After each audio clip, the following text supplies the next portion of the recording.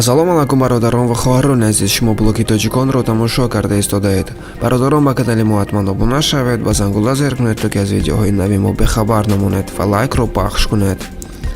маълумоти имрӯза дар бораи таърихи забони хитой мебошад. бале бародарон, дар бораи ин забон маълумоти машҳурро ҳамаи мо медонем, лекин чӣ тавр ин забон таъсис шуд, аз куҷо пайдо шуд, хусусан имрӯз дар бораи таърихи ин забон маълумот медиҳем.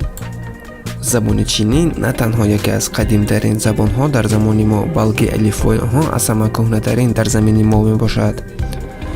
иероглифҳои адабиёти забони хитоӣ то ҳол истифода бурда мешавад дар хатти Корея ва Ҷопон.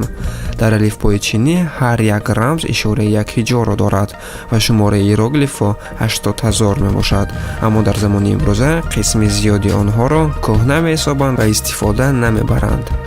биёед акнун дар бораи пайдоиши ин забонро гӯш кунем.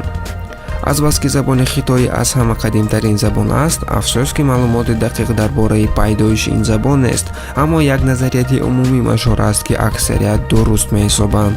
дар замони қадим халқҳои хитоӣ ибодат мекарданд, мепарастиданд ҳар гуна худоҳоро ва онҳо оҳиста-оҳиста муошират мекарданд бо онҳо барои маслиҳат гирифтан. Масалан, чӣ тавр бояд зиндагӣ кунем, чӣ бояд кард ва ҳамин гуна саволҳо. ва ин усули онҳо хело ҳамонанд буд ба индийцо, вале усули инҳо каме дигар буд. вайҳо дод намезаданд ё ки намеҷаҳиданд аз болои оташ. вайҳо месӯзониданд якчанд косаҳои сампуштро. дар косаҳои сампушт баъд аз сӯзиш дар баъзе маҳалҳош таркиш ба вуҷуд меомад. баъд аз таркишҳо нуқса мегирифтанд, меомӯхтанд онҳоро ва муқоиса мекарданд бо ҳар гуна чизҳо. ҳамин тариқ баъд аз сӯзонидани якчанд санги сампушт, онҳо дарк мекарданд боридани борон ё ягон намуд садама ва ҳамин гуна ҳодисаҳоро. пас аз чанд вақт ин рамзҳоро назм мекарданд дар сангҳои сампушт ва устухонҳои дигар ҳайвонҳо. баъдтар ин ҳама рамзҳо шуданд асосии навиштаҷоти чин. чин як қисми оилаҳои бузурги забонҳои сино-тибетӣ аст, ки дар саросари ҷаҳон бештар маъмул аст. дар сайёраи мо зиёда аз 1,5 миллиард одамон соҳиби ин забон мебошад. забони чинӣ дохил шудааст дар китоби рекордҳои Гиннес ҳамчун як аз забонҳои душвортарин барои омӯзиш.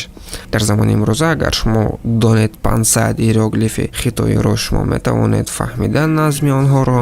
агар 2400 рамзро аз худ кунед, шумо лакай то 90% матнро мефаҳмед.